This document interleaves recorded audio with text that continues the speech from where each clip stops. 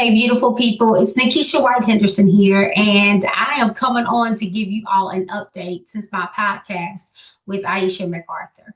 I have received an overwhelming and abundance of love and thank yous for so many women who have went through abandonment, who have went through trauma, who have went through divorce, who have went through abuse.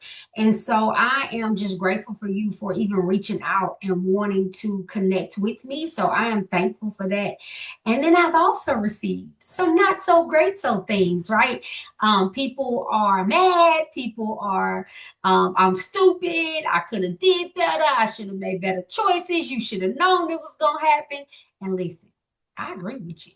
I agree with 28-year-old Keisha had lost her mind, right? That she should have known better. She should have done better. She should have acted a little bit more responsible, but I didn't. I didn't. And so I really and truly feel like a lot of your comments are valid, right? You know, I'm not going to give you any pushback. I'm just letting you know, but it was 20 years ago. It was 20 years ago, 21 years ago, that me and my ex-husband went through this horrific time in our life. And so I want to do one thing specific. I want to break a time frame down and give you a time frame because a lot of people are say that I was all over the place. And I just want you to know I got 60 minutes to tell a story. And so I probably did ramble a little bit. I'll admit that to you. So let me give you some backstory. Okay. So from the time that the abuse happened and me finding out about my ex's affair was from August of 2005 to November of 2005. I moved out, me and my girls, in 2005, November 2005. I found out about his affair in August of 2005. So just so you all know that window there, right? Also, my affair that I had with the guy that I was seeing happened from October of 2005 to October of 2006. So that was longer than what I had experienced with my ex. The reason I'm saying that is because a lot of people was like, oh, it's overlapping. She was doing this and he was doing that, and you had his girlfriend calling her, you had the ex-wife calling her. It was two different time frames. However, they both happened, right? So I just wanted to clear that up. The other thing is oh, you just sat on the bed and waited for him to go get the gun. No. So rather than me, because I knew how long it would take to go from the back door, from the bedroom, I'm sorry, to the shed, and I knew that that time frame was going to be really quick. I decided to call 911, and when I heard him come in, put the phone down, right? And so that sparked other things happening and rolling, right? From the time of me leaving the neighborhood to seeing the police come in to boom, boom, and boom. Okay, so just so y'all know that. But I still feel like under all the ugliness, the chaos, the confusion, I was still covered by God. And I know that doesn't seem right. I know that may seem crazy to a lot of people, but I understand now that when you have favor over your life and when you have a calling over your life, God will protect you during certain seasons of your life. And it has nothing to do with me being great and wonderful. It has everything to be with Him being all powerful and all knowing of what He desires for me. Like I know that now. And once again, all this stuff happened 20 years ago. And so when I read the comments of, once again, stupid, could have done better, what did you think was going to happen? I didn't think, and to give you just a little bit of history behind that, y'all, through my healing, I saw a therapist, I saw a mental health therapist, and I saw a spiritual life coach, which is why I am so heavy on life coaches, is because teaching me, sitting me down, and telling me my value did not happen until I was 38. So I left my husband at 28, boom, 38. So I'm just letting you know that there have been a lot of steps leading up into the woman that I am today. All of the people that I discussed, my ex-husband, the man that I cheated with, his ex-wife, y'all, everybody is in a committed relationship and thriving and doing well, but I know of, okay? My ex, we can be in the same room, we're amicable, he is doing well for himself. I understand that he had a spiritual mental breakdown and all is forgiven. Truly, all is forgiven. I don't hold any grudges whatsoever, right? The man that I cheated with, he's married, he has a new wife. His ex-wife is married, that she has a new life. Y'all, like, we have moved on. The purpose of this podcast that I did with Miss Ieshia was to let you know that your past does not define who you are today. There are people who want to keep you in bondage.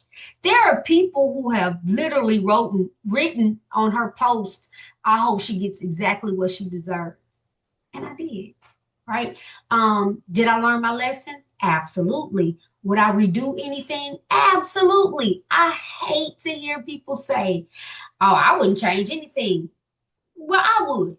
I have remorse. I am sorry for what I've done or what I did, the part I played in it, right? Another thing people got really upset about is I prayed against my marriage. I prayed against my marriage because I never put God in it and I wanted to be released. He wanted to be released. You know, we've had that conversation. We were not godly people. We would go to church, we would check a box. I think we were on our way to becoming that individually, but we were not godly people, y'all. I'm sorry to say that. I am. But today, we are totally different. Today is a new season. I have this podcast in this season. I interview everyday women who have tell their story of how they evolved into the woman they are today. I do inspiration and motivational speaking. I am an empowerment coach. I do spiritual prayers and I'm a prayer warrior. I pray with people. I believe in the power of God. I walk with God. And so to hear people be really upset off of a 30-second clip, and a lot of y'all didn't even want to watch the whole thing. No, I didn't understand that. You know what I'm saying? Like, you were happy about forming an opinion in 30 seconds, but didn't want to watch the whole thing or listen to the whole thing. But hey, that's the type of people you are, not me. So I can't be mad at you. You have the right to feel the way you feel. But through my healing process, I learned about abandonment. I learned why I had the need to be connected to people who were broken. I learned about me not knowing my place with God and knowing that I'm a daughter of His, how that led me to make decisions. I learned that if I can also just get with the Father and know that within Him, I'm a new creature, all that stuff I did is no longer with me. I don't hold I don't hold the pain. It would be like you taking alcohol, rubbing alcohol, and putting it over a scratch that you had 30 years ago, 20 years ago. It's not going to burn. It's not going to have an effect because it's healed. And so I have healed, and I spend majority of my time now, like I do, like I said, the podcast I do motivational, inspirational things as well on all of the social media platforms. And I was a therapist for about 16 years. And now I do trainings, I do workshops, I do seminars. I help people over the threshold. I help people understand the name of what they're going through. So a lot of psychoeducation around trauma. On my job, I am a trainer, a learning and development manager, actually, and I help the people in the mental health field get the tools that they need to do their job, right? So I have put in a lot of work into loving who I am as a person and the joy that I have with my life, my husband, my 3 children, my 2 grandchildren, an abundance of family and friends that I just love being around. And so life looks different. It feels different, but I can walk with the best of them. And I can walk with the people who still need help. That's what God wants me to do, right? I don't turn my back on, oh, they don't look this way or they don't sound this way. That's not me. I am a true encourager, a true inspirer, because I know what God has done for me. I know how He picked me up and dusted me off and gave me a brand new life, a brand new vision. And really, that's the purpose of me having to do the podcast with Ieshia, right? Taking it a step further, reaching other people that I wouldn't be able to reach on my platform. And so I thank you all who have come to YouTube, Facebook, Instagram, TikTok, just to see who I am as a woman now, today. But just so you can also know, I served my time in hell on this earth, and I'm not going to let anybody bring me down from that, because I am truly in a peaceful, blissful, godly state. And I'm not going to turn back because of, people having misunderstandings or comments. Like, you're allowed to feel the way you want to feel. You're allowed to. I know my story touched some places on people that bring up hurt for them. I know my story touched some places on people and they're still living in this. So I'm if I had to give you one piece of advice, y'all, I honestly and truthfully, go put in the work to heal. Don't walk around broken. Don't walk around in bondage. Don't walk around with shame. Don't walk around with guilt. You have the opportunity to heal and thrive. You don't want to just survive. You got to thrive.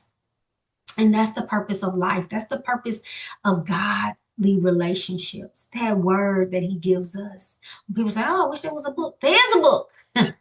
There's a book. And we got to connect with people. My story is about connection. My story is about healing. My story is about overcoming. It's not being stuck in the mud and pulling people down. Okay, so I just wanted to once again come on, update you, and hopefully I cleared some stuff up. If I didn't, I hope I touch on it one day so you can have a better understanding of who I am. But in the meantime, subscribe to In This Season on YouTube, and hopefully you can get inspired by some other women who are telling some phenomenal stories about who they are as people. So God bless, and I'll see y'all next time.